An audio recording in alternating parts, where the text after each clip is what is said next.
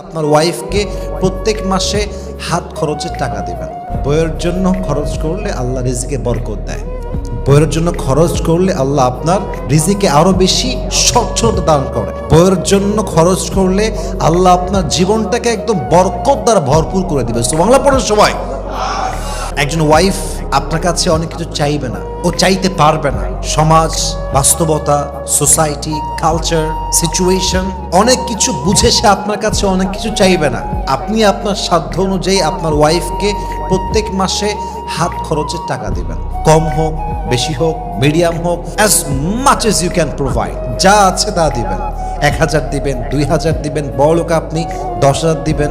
হাত খরচ টাকা দিবেন, তার দরকার আছে। এটা অনেক সময় আপনার দেওয়া হাত খরচের টাকা ওয়াইফ জমায় রাখবে এবং সেই টাকা দিয়ে আপনার ওয়াইফ আপনার বিপদে সাহায্য করবে। এটা নামই হচ্ছে ওয়াইফ, ঠিক কিনা বলেন?